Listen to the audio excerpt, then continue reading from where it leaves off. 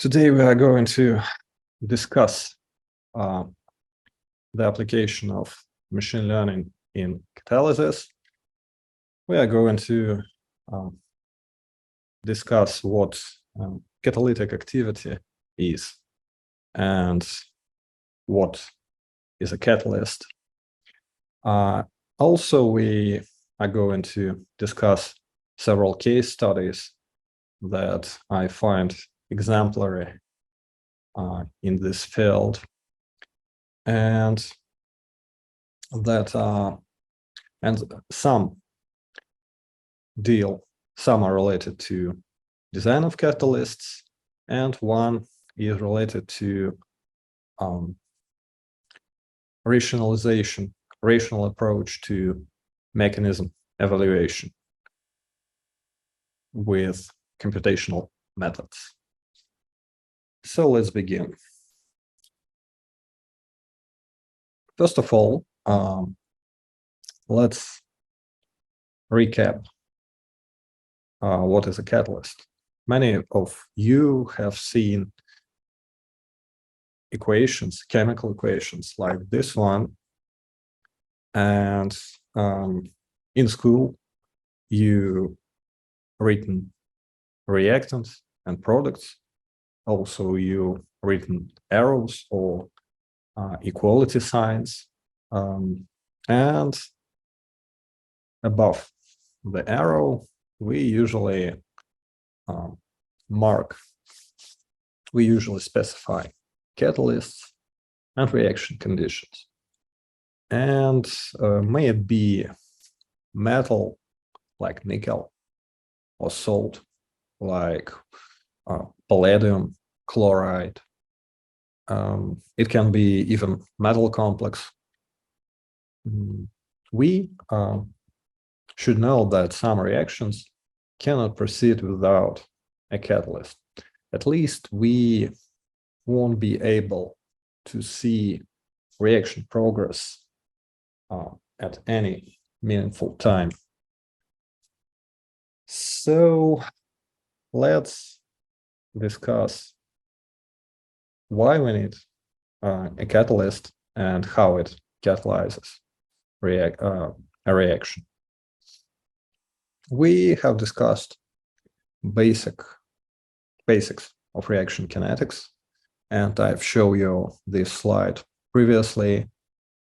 From this slide, what's the most important today is that for a reaction, we can write this kinetic equation, and we are interested in two constants. Basically, these are called kinetic constants, and they show us how fast reaction can be, how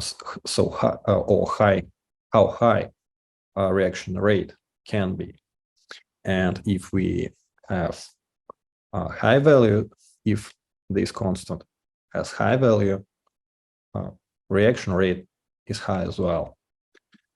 So we need to predict this kinetic constant somehow.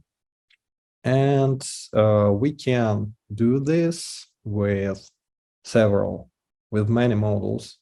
Some of them are simple, and some of them are more complex.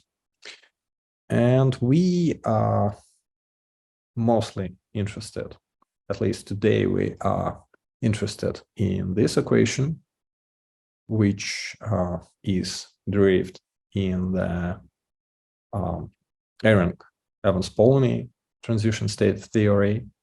And we also have seen this equation before. I've shown it previously. And here, K is the rate constant. It depends on temperature, of course, and also it depends on the Gibbs energy of activation of a reaction. on free energy of activation. So we may be interested into metrics, let's say K or delta G of activation. So why a catalyst catalyzes? How catalyst catalyzes? According to this equation, so note that delta G of activation is in exponential. So for chemical processes, we can compute, or we even can try to determine experimentally the so-called free energy landscape. So a graph like this. And a normal situation is that for an uncatalyzed reaction, we have a curve like this. And catalysts catalyze reaction by interacting with reactants, and they do it in several stages like this. So we have several stages, activation energies of which are lower than the activation energy of an uncatalyzed reaction.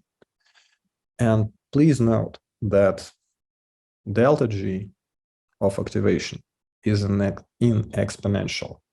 So by lowering it, we can have dramatic increases in reaction rate, like this. So catalysts are really important, and if we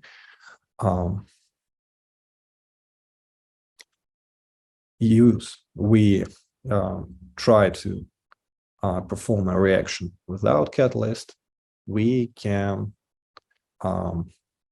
get a situation when we cannot see any reaction in any meaningful time.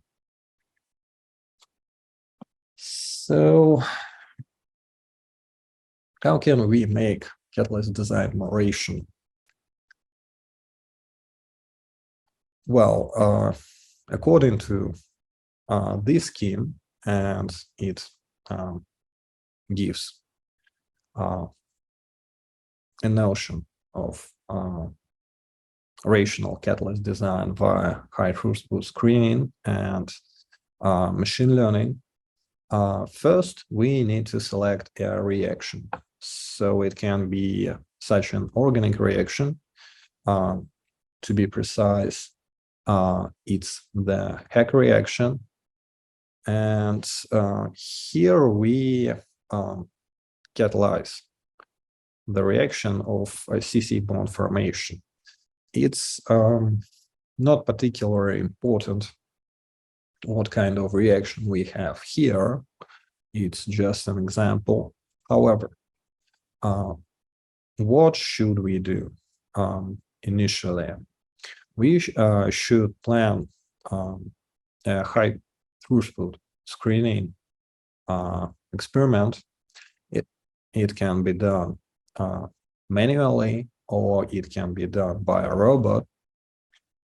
I will show you a little bit later how it can be done manually and efficiently. So we need to set up such an experiment. And by performing such an experiment, we get a data set that later can be partitioned into training, test, validation data sets, and can be used to train a machine learning model that predicts catalytic activity based on the previously obtained data. So having such a model, we can perform virtual screening and select catalysts prior without performing additional experiments. And I will show you studies that utilize this particular strategy in this lecture. So now we should discuss what is catalytic activity. And in scholarly literature, there are three metrics that are used as metric that are used, and only one of them, in my opinion, and in opinion of some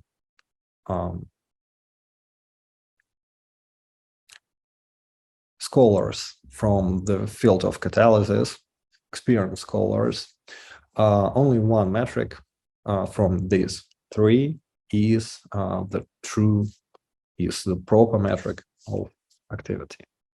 So first, in some studies, reaction yield is used as the metric of activity. So you perform a chemical reaction, and 1 mole of A reacts with 1 mole of B, and you obtain, let's say, 0.9 and 0.9 moles of C and D. You may say, well, and reaction yield will be 90%. Well, it's a good yield, actually. However, it gives us no information on the catalytic activity unless we perform every reaction at a given time, at an equal time. So we may screen several catalysts and perform a reaction, perform this reaction overnight, let's say. Some catalysts give us high yields, some give us low. Under such conditions, you may speculate that catalysts that give us high yields are more active. There can be a correlation between the yield and activity, but it's not guaranteed.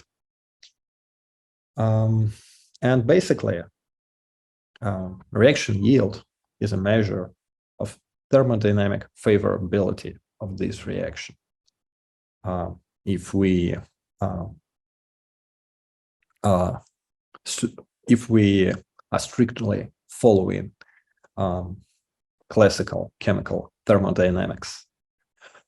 Next, some researchers select turnover numbers as the metric of activity. So turnover number is the number of turnovers across this cycle for every catalyst species. And again, it can correlate with catalytic activity. However, it's not necessarily so. Why? That's because you can have a catalyst that is highly active and at the same time it's really unstable, and it decomposes very rapidly under reaction conditions. If so, then we will get quite low turnover numbers. So every catalytic species made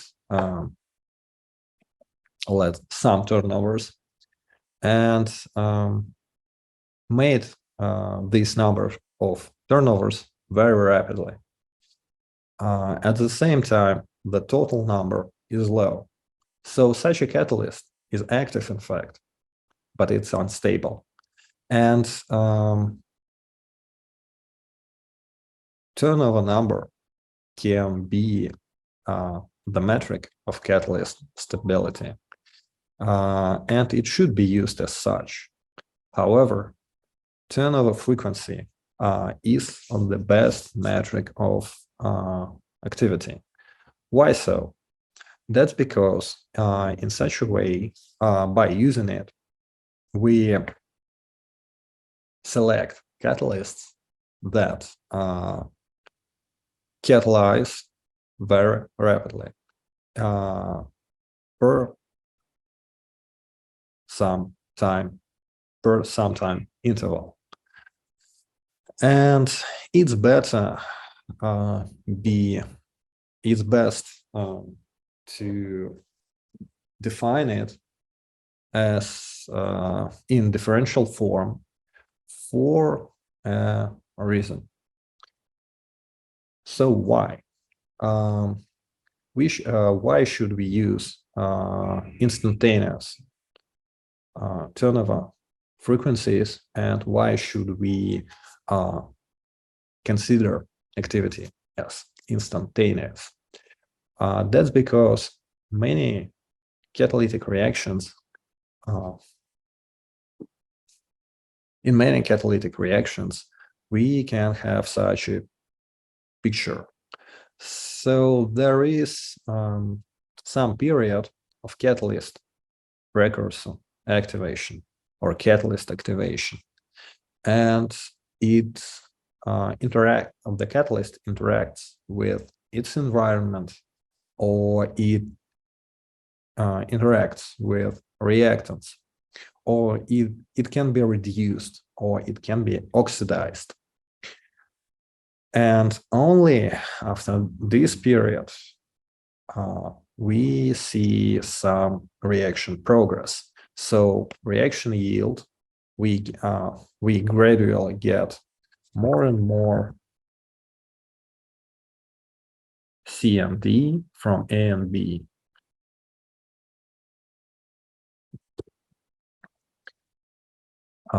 So a reaction yield goes up. Reaction yield goes up.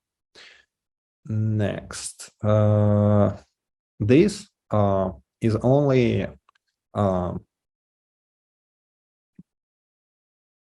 continuation of the activation stage. And next, in this stage, the most of catalysis, basically. So the most of catalysis, let's say, is here. Here, the reaction is very rapid, and we shouldn't. If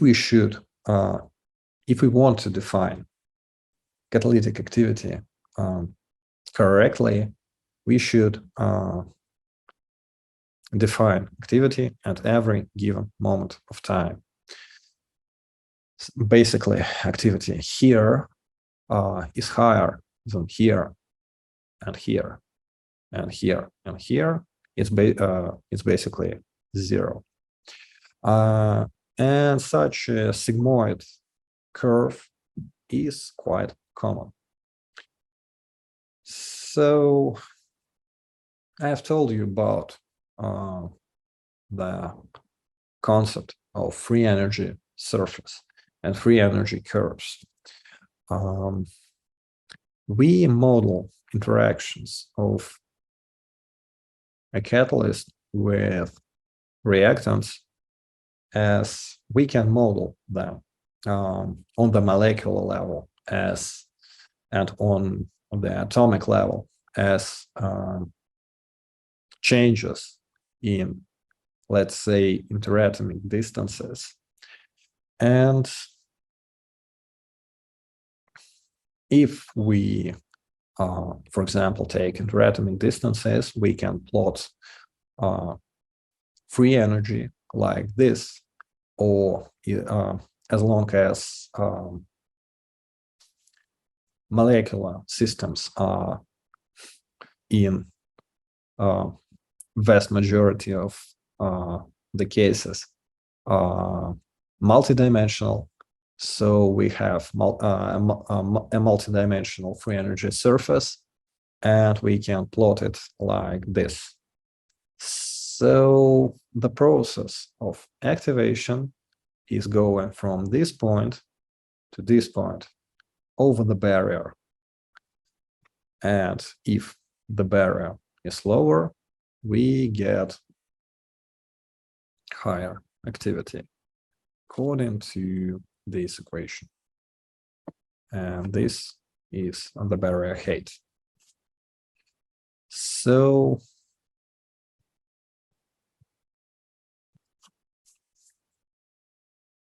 there are several models of catalytic activity, and you can see, you can read this article in which the authors provide several cases of catalytic models that can be used to compute turnover frequencies from computational data. And we can have an ideal case when there is only the reaction in the catalytic cycle possible. However, in many real cases, the environment can interact with some catalytic intermediates, so points in this curve, and this may lower the activity. How can it happen? For example, it can be a catalyst poisoning. So if we use a rhodium catalyst,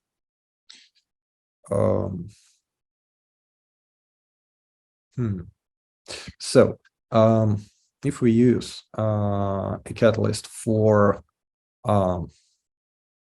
methane conversion, we can get a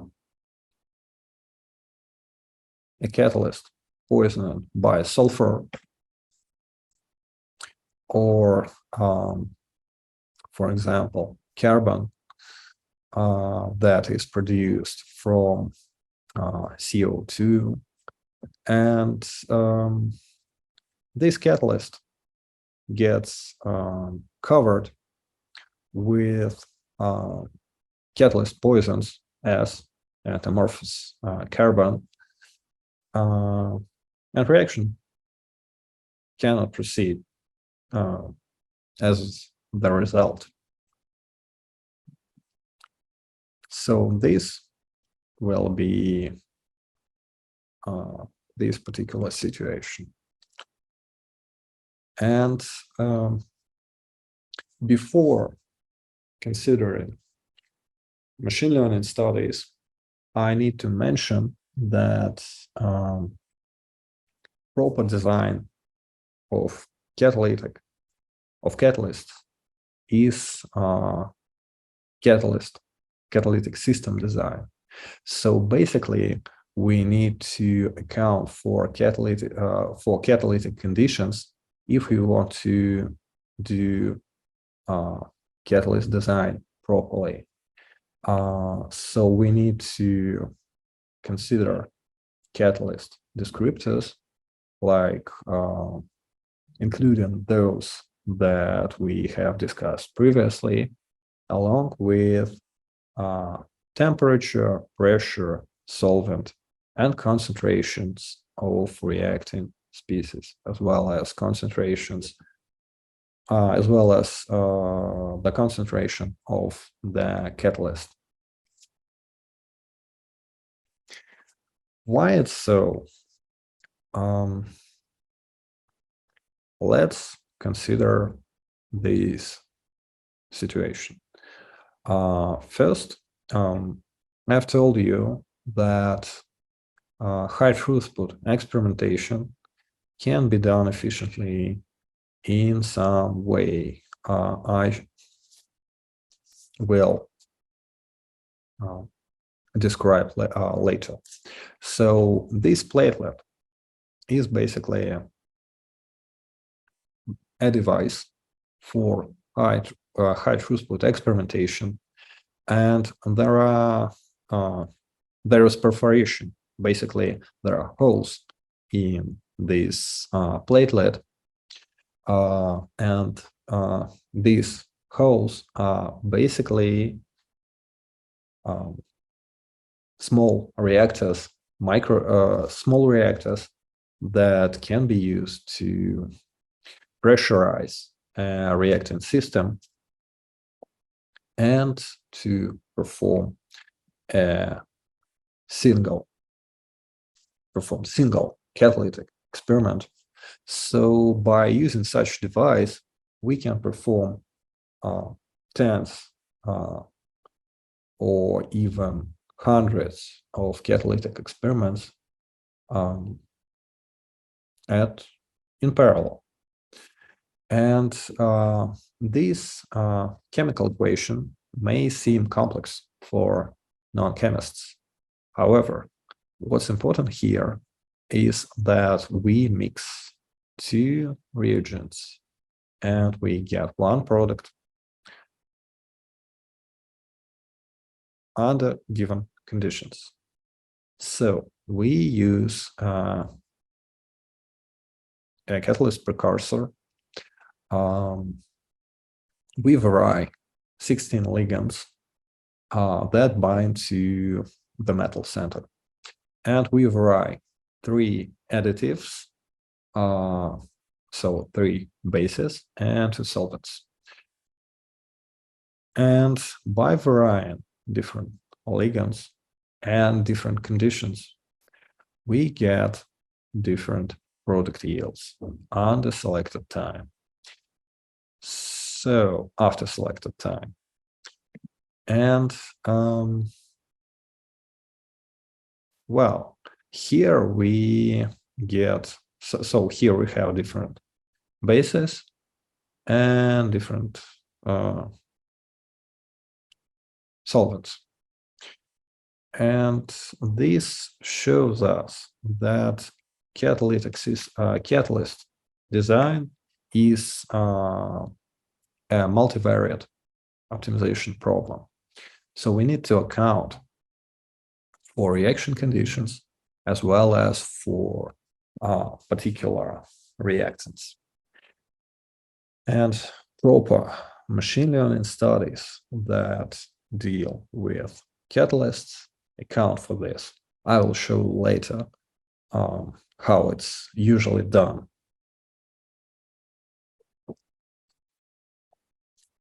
So let's discuss some case studies that I find exemplary. First, let's discuss this multiparametric optimization approach, of which I've told you. So there is a pioneering study in advanced synthesis and catalysis from 2004, and the authors studied the hack reaction, this reaction in which we get CC bond formation, carbon-carbon bond formation, and they varied different reactants. So they varied this substituent and this substituent. So it's not a 10, it's some other more complex compounds. First, so they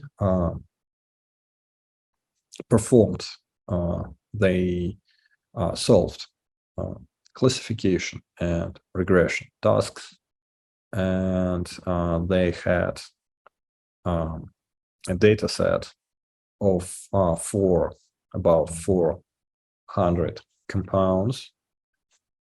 And I've sent you this article for home reading. So what they did at that time, it was quite harder to form machine learning studies because of the absence of many modern libraries that allow us to do it easily.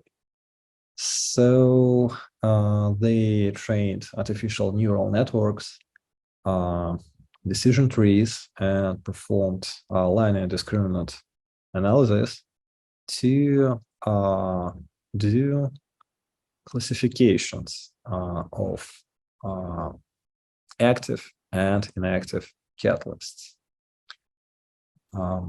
So a little bit on linear discriminant analysis. So to perform a classification task, we can do the following. So we have some data with data points clearly separated into classes. And we would like to make predictions on what predictions related to which class we should assign new points. And to do that, we can use LDA, in which we try to maximize this difference and minimize variances in these classes. I provide you several links you should follow that give math and intuitive explanation with examples in Python. So on the Medium article, you can read on the Medium side, you can read this article, and basically it shows us that LDA is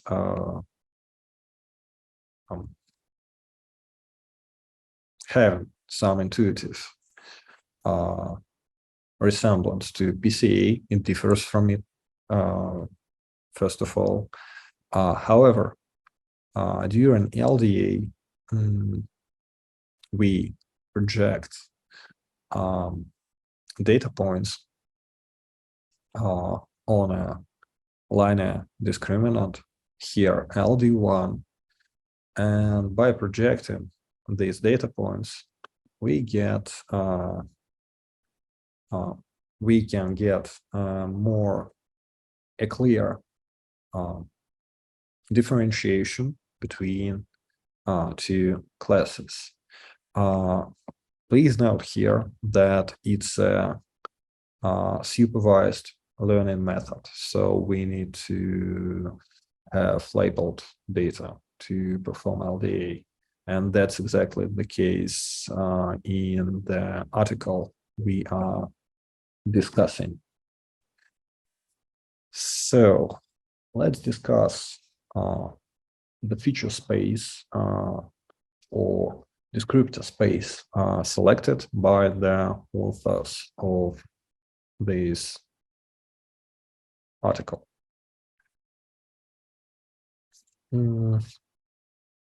So they varied different solvents,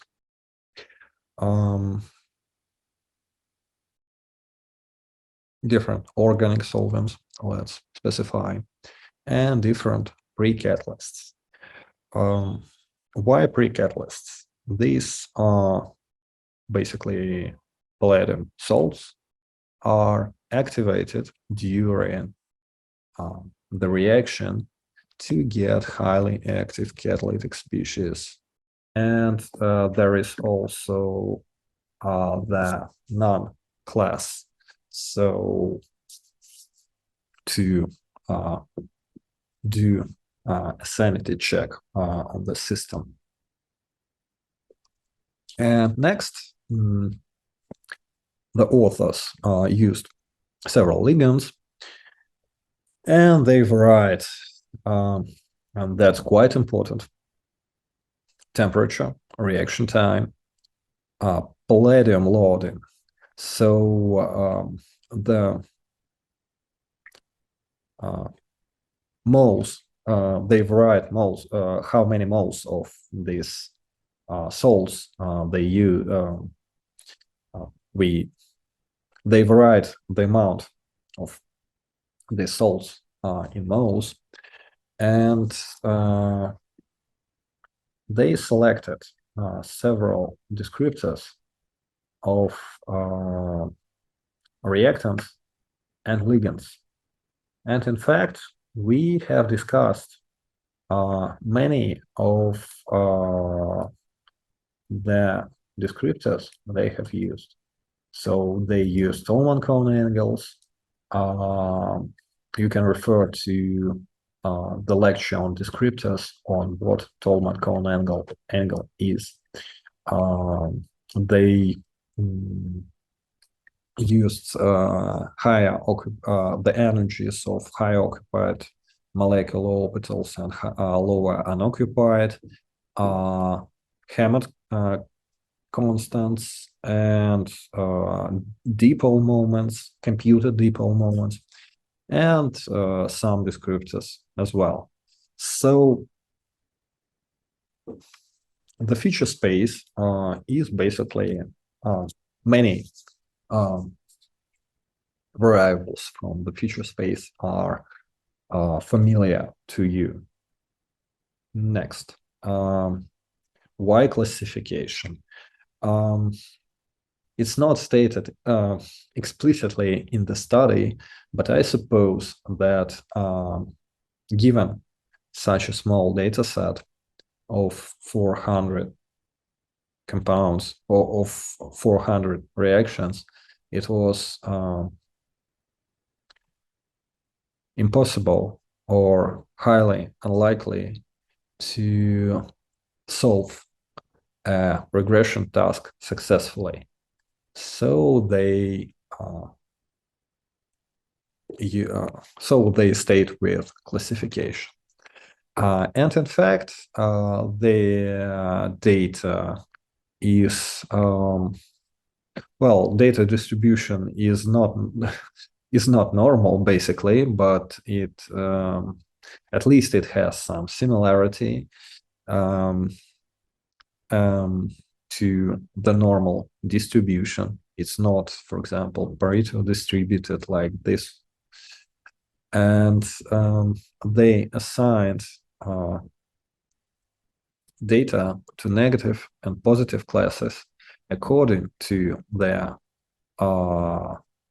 to the values of logarithm of turnover numbers and turnover frequencies. So let's say these catalysts. active, or these catalytic systems are active and these are inactive. And why I use the term catalytic system? That's simply because it's the combination of palladium precatalyst, ligand, solvent, and reaction conditions.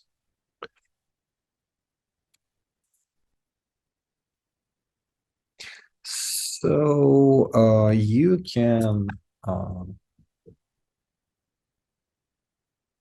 use, you can see the text I've sent you on the accuracy of classifications.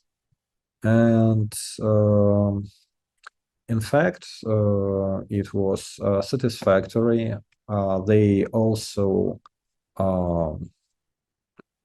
performed a regression task to with some success. And what's really important here is that they performed, they did feature importance analysis. So for because they used simple algorithms, they had no need to use advanced approaches like Shapley values, etc. So you can refer to the original article how they evaluated feature importance for decision trees.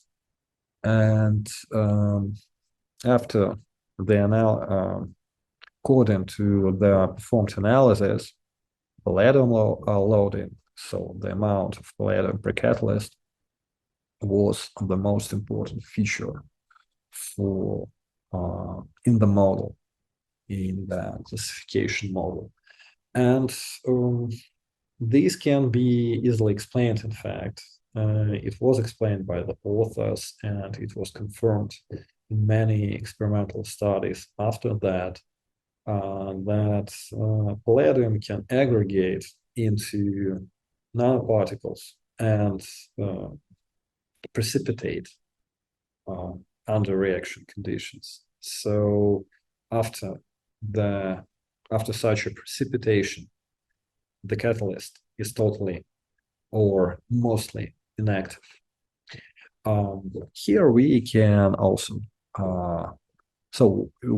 here we also have parameters of ligands like lower unoccupied molecular orbital or charges on the first atom of ligand, type of catalyst precursor. Well, that's explainable because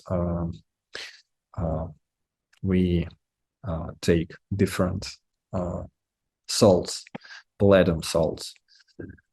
And there are electronic parameters of reactants and ligands. So good, so far so good. They also performed feature importance analysis for decision tree classification model for turnover frequencies. And well, the most important was time, but fairly it can be expected that as long as turnover frequency is the inverse time is included in turnover frequency. Again, they obtained they observed the high importance of palladium loading and of ligand descriptors.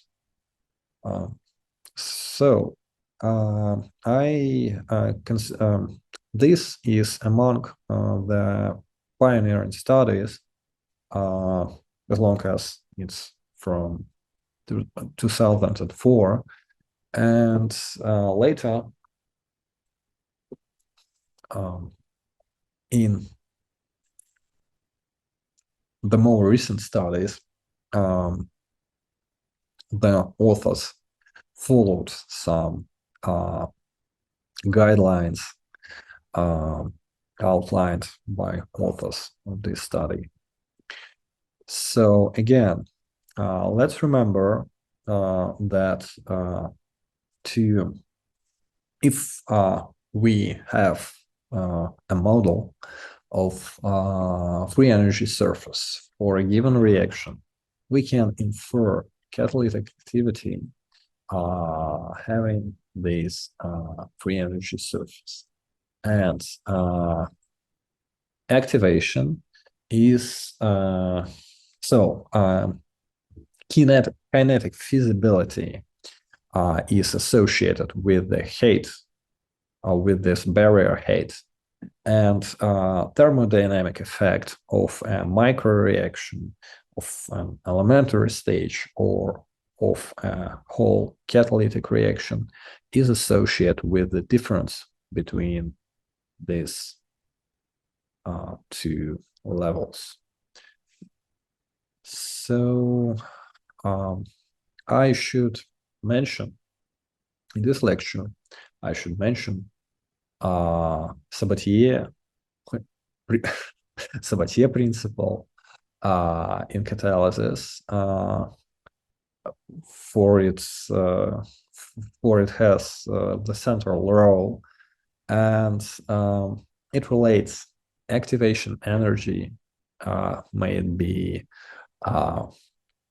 energy like enthalpy or free energy, with the reaction enthalpy. And basically, it's a linear relationship that can be used to predict catalytic activity. So it can be rather demanding to compute barrier heights, and it's much easier to compute the difference between these two levels. It can be done routinely with quantum chemical methods, and we can relate this delta H or delta G difference between these levels to the activation barrier height by using the BEP relation.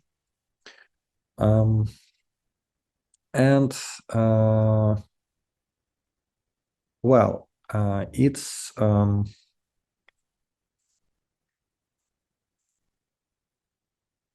BEP relationships are often used along with the so-called Sabatier optimum approach.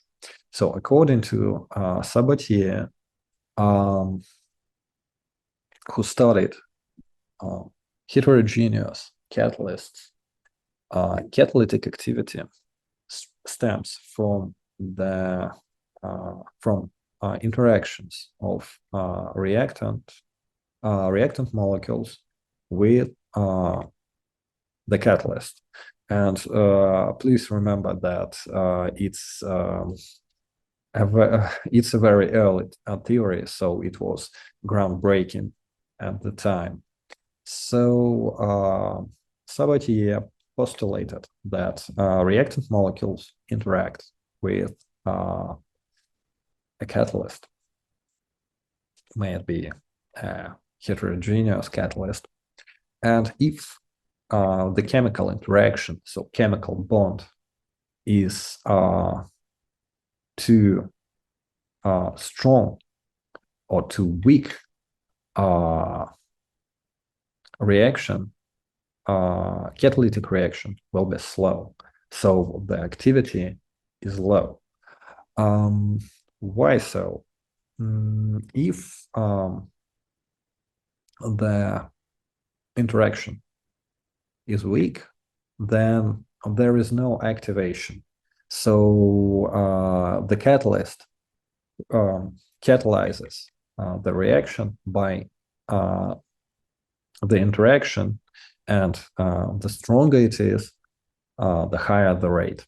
However, if the activation, if the interaction is very strong, then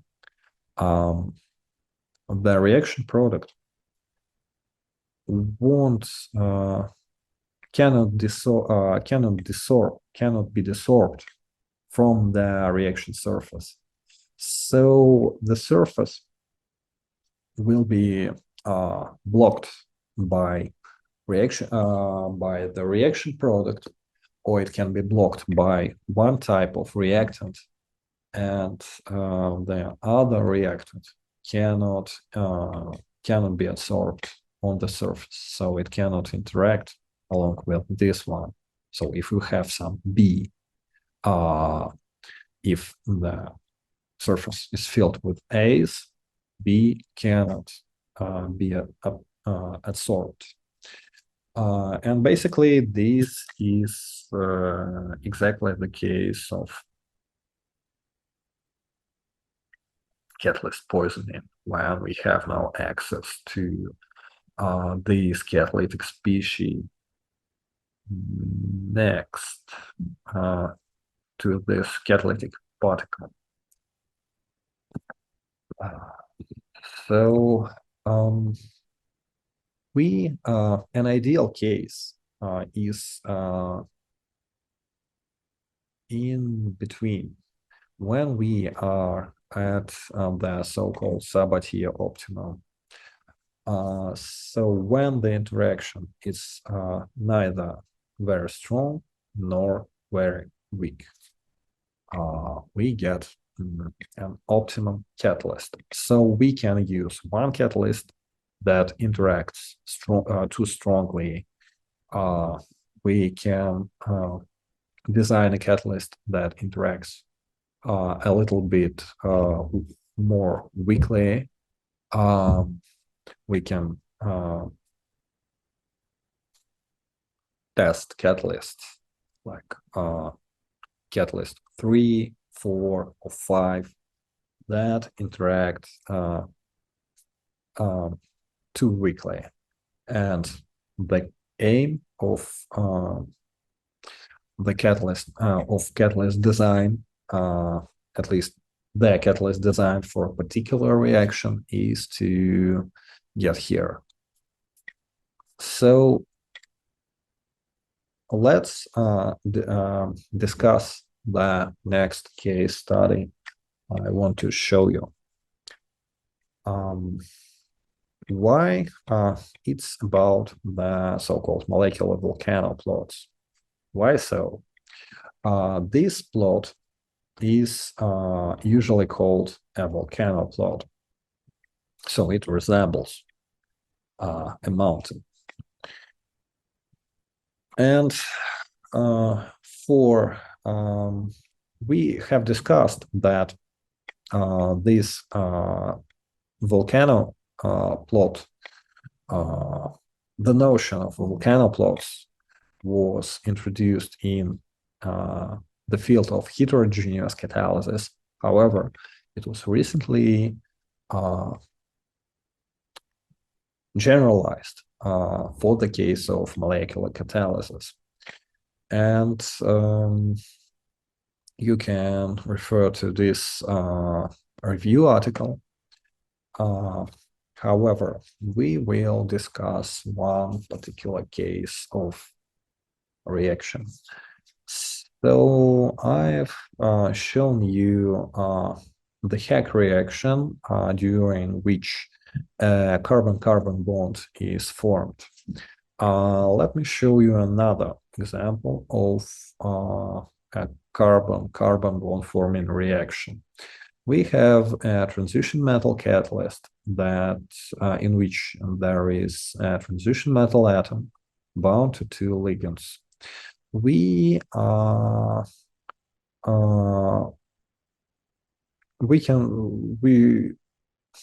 it's not unless well, it's not particularly important for now which metal or ligand we should use. What's important here is that an organic fragment is coupled with another organic fragment, and basically we have an analog of the Wurtz reaction. However, it's a working analog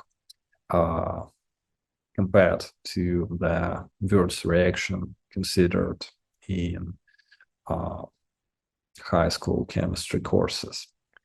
So there are many variations of these CC bond forming reactions, and these are cross-coupling reactions. Well, it was shown that to predict catalytic activity, we in fact only need to know one reaction stage, let it be oxidative addition, and other energies, let's say free energies of other stages are related to the free energy of this Ericsson A step or oxidative addition step via linear relationships like this one. And it was shown that catalytic activity is highest at the peak of the volcano plot. So basically we need to have the energy of the oxidative addition step equal. We need it to lie in the small interval between 30 and about 30 and 20 minus 30 and minus 20 kilocalories per mole. So if that, we get a highly active catalyst.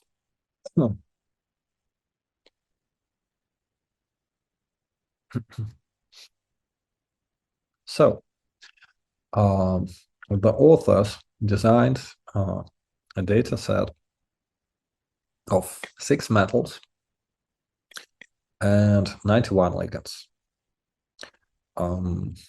So like this. Again, it's not particularly important what structure.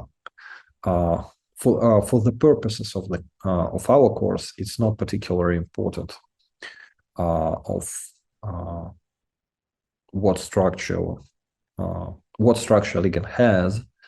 However, they designed a data set, and they constructed small strings that encode structures of 2 intermediates.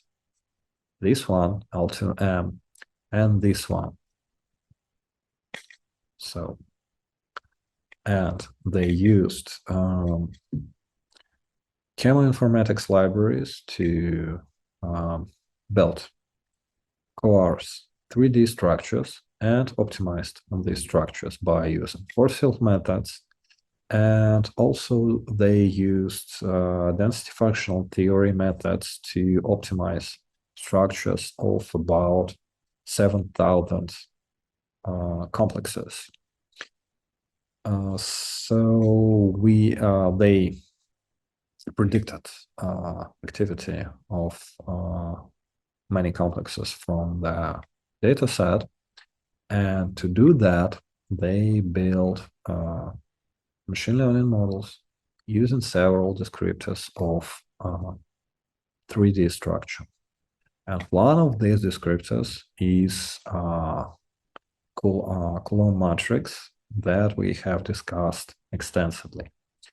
So you should refer to these two articles that showcase the performance of Coulomb matrices in chemical tasks, and I suggest you reading them, at least if you are interested in prediction of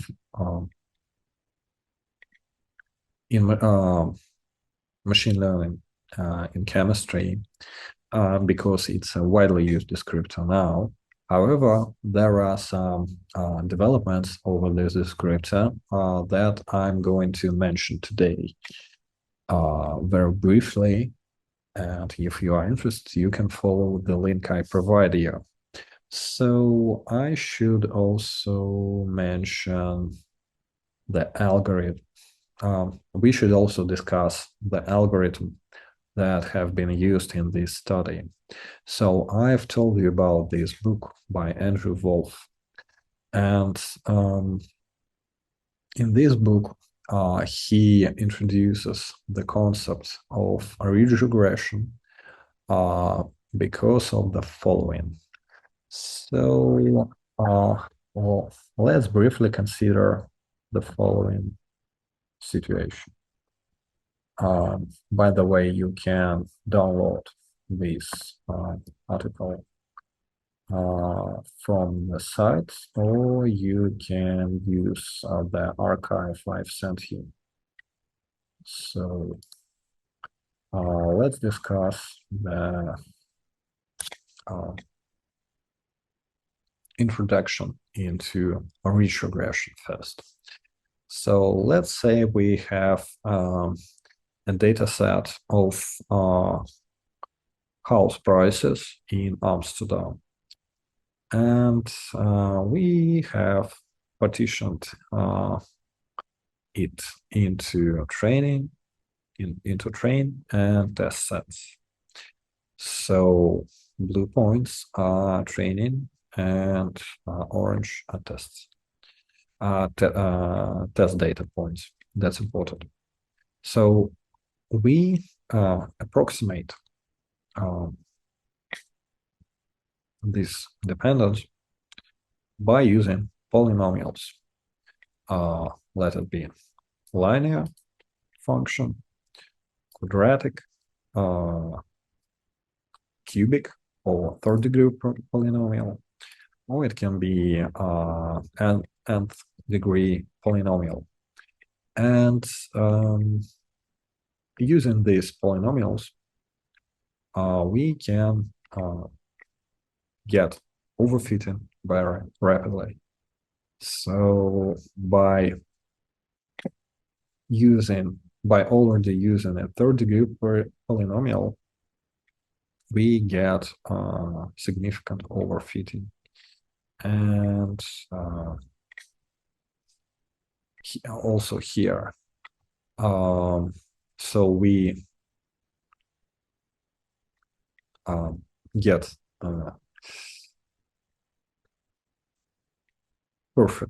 nearly perfect results for the train set, and model predictions are very far from accurate for the test set.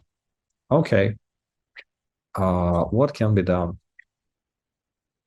to curb overfitting?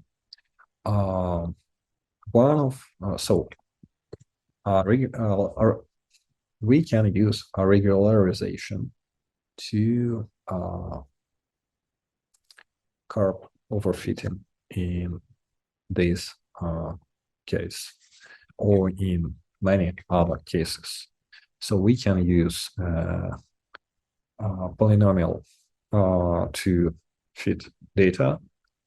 So we minimize sum of squared residuals, and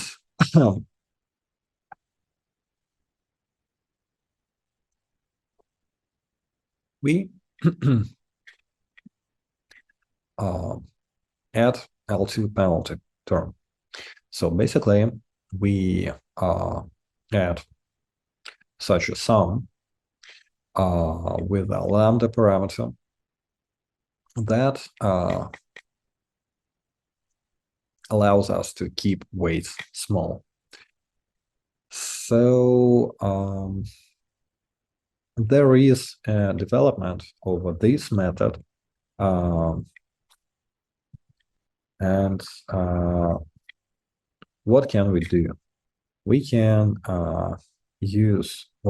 we can transform our feature space by using a kernel function, and in such a way we will get kernel-rich regression, or KRR.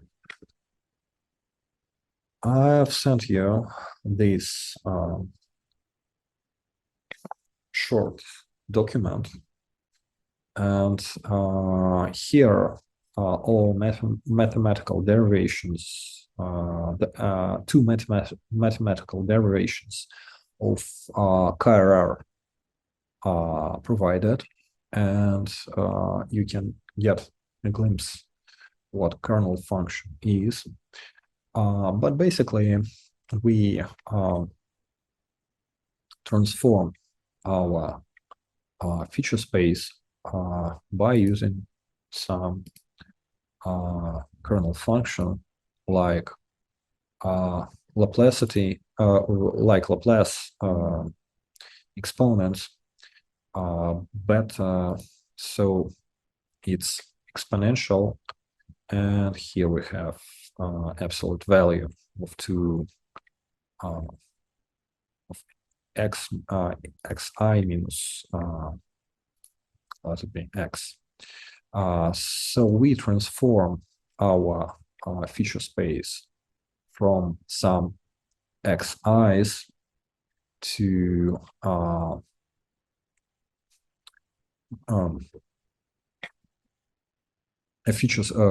to a new feature space of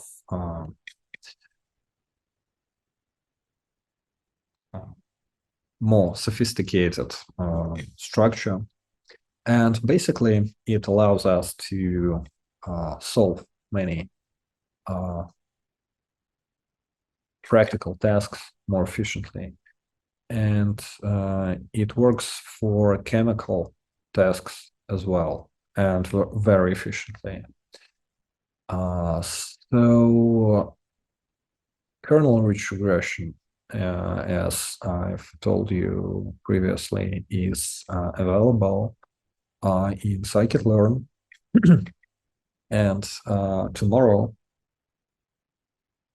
we are going to get a glimpse of how it works in more detail. So the authors used KRR with 3 different descriptors, and Coulomb matrices we have discussed previously actually gave the worst results. However, the prediction, the accuracy of predictions with Coulomb matrices was closer to more advanced descriptors on larger training data sets. However, authors also used two new descriptors which you can about which you can read in these articles. So basically, all these descriptors consider atomic structure of catalytic intermediates and allow us to predict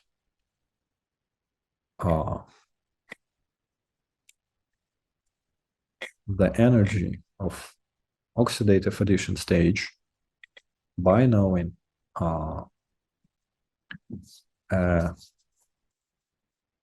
Coulomb matrix or any different atomistic descriptor from this list with a relatively high accuracy that exceeded that was higher than 4 kilocalories per mole. And basically, it's higher than most quantum chemical methods.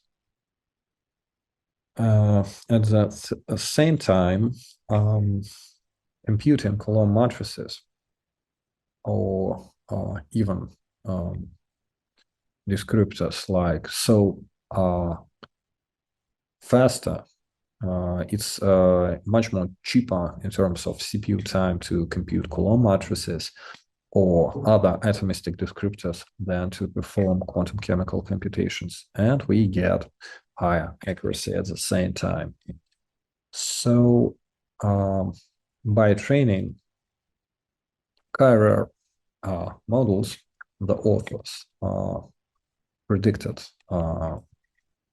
energy of this stage from SMILES strings representing structures of catalytic intermediates and generating 3D structures. And here I should again say that generating 3D structures with force field methods and computing atomistic descriptors like Coulomb matrices is a really fast process. So by training these models, the authors could predict new potential catalysts that can be active and at the same time cheap. So they analyzed ligand structures for every metal, and they also analyzed ligand and metal prices. And they have found that some copper or nickel catalysts, or some copper and palladium catalysts can be really active and cheap at the same time. This quite astonishing because palladium prices now are really high, and the study is from 2018, before the known bull palladium market. So these results may not hold today. However, there are some beneficial metal ligand combinations that are active and cheap at the same time. So that's an example of rational catalyst design with computational methods only. Please note here that no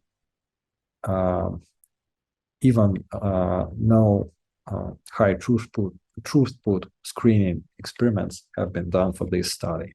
However, there is no there is no reference to experimental data, so you may take the results with a grain of salt. So this the BEP relation I've told you before can be used to study catalytic mechanisms as well.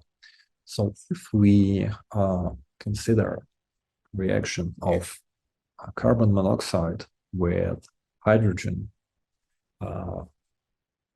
under pressurized conditions and on the rhodium catalyst,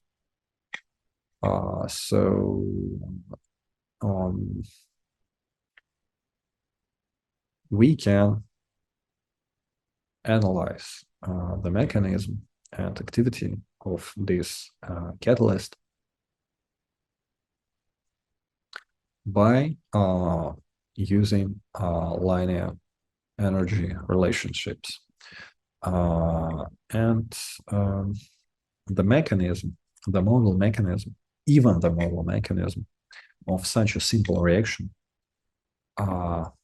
isn't simple at all. So there are many intermediate and possible reactions that can result into the formation of carbon dioxide, water, methanol, acetaldehyde, etc. So the reaction is really complex. And what they did, what the authors did, is that they used quantum chemical modeling to construct a training data set to train machine learning models that predict activation energies, so barrier heights from free energies of elementary reactions by using circular fingerprints I've mentioned, some of which I've mentioned previously, and Gaussian process regression. We are going to use or discuss Gaussian process regression further. However, for those of you who are interested in this method, you can follow this link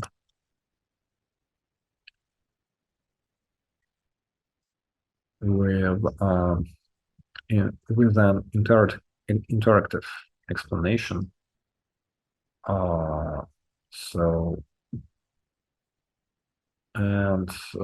With explanation of the relevant math.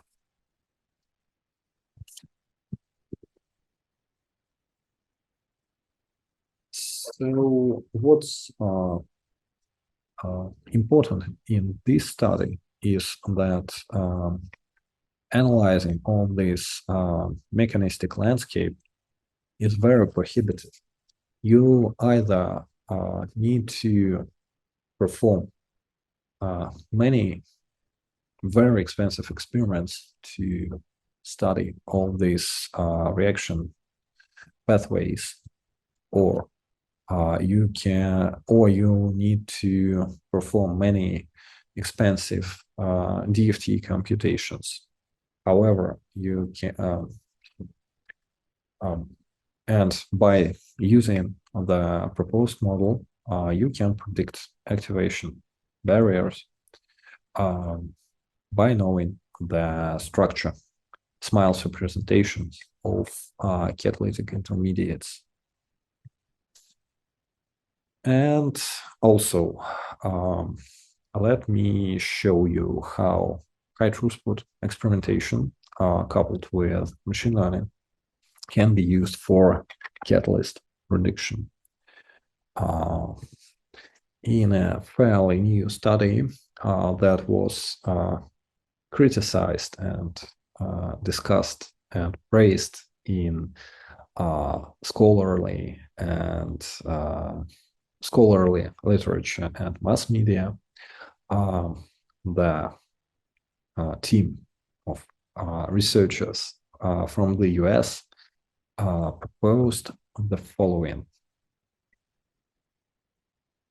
So they wanted to predict catalytic activity in this reaction. Again, it's not particularly important to know the details of this reaction. It's only also please just note that here we can here the authors search for a catalyst of carbon nitrogen bond formation. So it's the process, it's the so-called CN coupling process.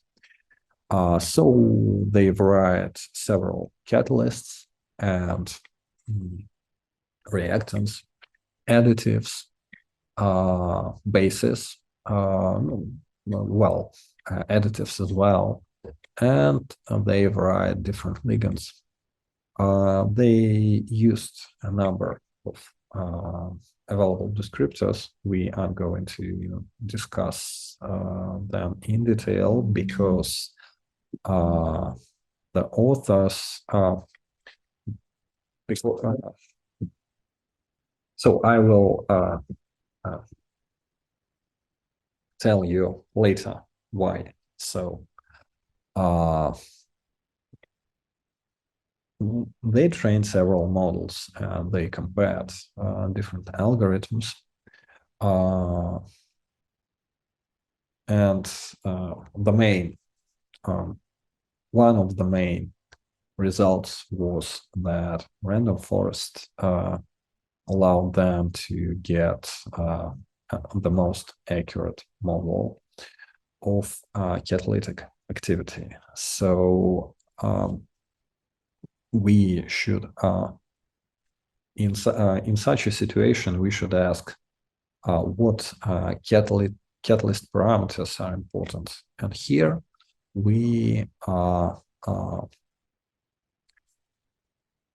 we should discuss the notion of permutation feature importance. So the authors of this fairly new study also performed an analysis of feature importance, and they used permutation feature importance as well as a method. So what's what it is basically? We take some feature or descriptor and we shuffle its values in the data set. The model is retrained and we analyze the accuracy. We measure accuracy, the associated accuracy degradation, and in such a way we assign feature importance. So if some descriptor is important, shuffling its values degrades model accuracy very substantially, and vice versa. So they have found that NMR chemical shifts are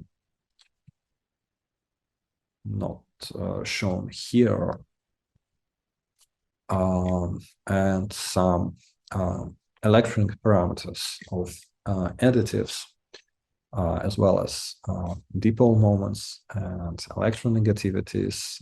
So some descriptors I've told you previously are the most important features or descriptors.